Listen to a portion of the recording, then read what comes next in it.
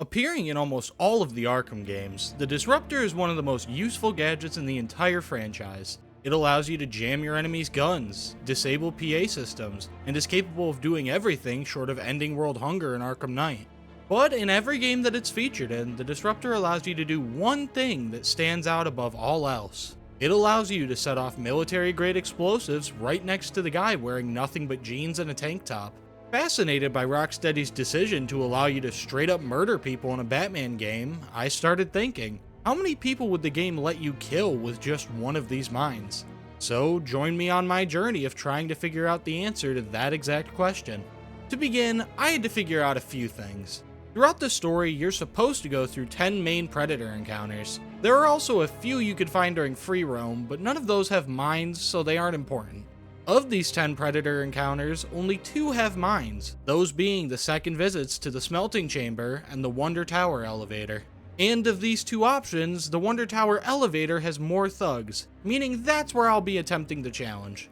Much to my surprise, the New Game Plus version of these Predator encounters don't actually increase the number of thugs, meaning I can head into this challenge on easy difficulty. This was actually a godsend, since it turns out that trying to herd 8 armed thugs around a room tends to lead to quite a few shots being fired. But before I can get into my attempts at the actual challenge, there was still a bit of prep left to do. If I wanted to stand any chance at actually guiding these 8 thugs to a mine and then blowing them all up at once, there were a few things I still needed. The mine disruptor, ballistic armor, and the freeze cluster grenade. So I headed over to speedrun.com and downloaded a save file that would place me in the steel mill on easy difficulty. Since we're already talking about mines, here's a strange fact I figured out about them a while ago. After clearing out the smelting chamber for the second time, you come across this sniper. If you make your way over to him, you'll notice that there are mines on the ground. However, if you bring him near these mines, they won't deactivate, allowing you to blow him up even without the mine disruptor upgrade.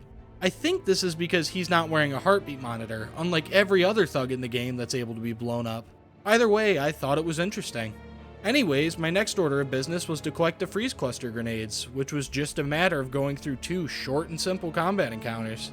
I also took the time to collect some Riddler trophies for easy EXP, allowing me to purchase a few ballistic armor upgrades. From here, I quickly brawled my way through the ghost train, where I figured out that the freeze blast doesn't do anything to Titan thugs. I'd never thought to try it until now, so I figured many of you may not know about this either. I took advantage of my time as Catwoman by fighting random thugs and collecting a ton of Riddler trophies for even more EXP. Then, after regaining control of Batman, I immediately grabbed the Master Control program so that I wouldn't have to do it later, and collected 2 more Riddler trophies, giving me enough EXP to max out ballistic armor. Now all that was left was to grab the mine disruptor.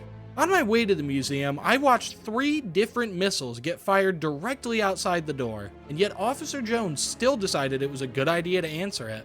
Anyways, with the mine disruptor in my possession, it was time to do what this challenge is actually about. Going into the encounter, my biggest concerns were how I was going to lure all 8 thugs to a single mine, and how I was going to keep them there. The second concern was quickly alleviated once I realized that using the freeze cluster on a downed thug just freezes them in place, leaving them completely unable to shoot. Now all I had to worry about was getting everybody to the mine, and making sure to regularly refreeze them so that they wouldn't escape. I tried grouping everyone up around a few different mines, but in the end I found this one in the corner to be the easiest. My basic strategy was to freeze one thug by the mine. This would lure a bunch of others to him, allowing me to use the freeze cluster to freeze them as well. Then I could use remote control batarangs to knock them all down and refreeze them, which would lure even more thugs to the mine, allowing me to repeat the process. This method worked for the most part, but was far from foolproof. Having such a large group made it difficult to refreeze them all, since I had to throw the freeze cluster in a very specific spot to hit all of them. That, plus the fact that sometimes 1 or 2 of the thugs had enough time to stand up, made keeping them all together and frozen a chore. There was also the possibility that I ever so slightly missed the throw, allowing all of the thugs to get up and losing me a ton of progress. And then there was the fact that there always seemed to be 2 or 3 thugs that didn't care at all about their frozen friends, choosing to keep patrolling instead of coming to help them. After 20 straight minutes of failing, I decided to switch up my strategy. Instead of playing it safe, I simply went down to the mine myself. This way I could guarantee that almost every thug in the room would run over to try and kill me. I could disarm them with the bat claw, and I didn't risk messing up one of my throws. And since I was playing on easy, I had more than enough health to just tank the hits. Using this method, I managed to lure over 6 thugs, leaving only 2 that I had to manually drag over myself. I tried using the bat claw and remote control batarang to bring this sniper over, but no matter what I did, he would always just run back to the ledge. So I chose to disrupt his gun and then use the wreck, which forced him to abandon his sniper rifle and grab a normal gun, making it much easier to lure him over. And for the final thug, I just let him spot me and then ran over to the mine.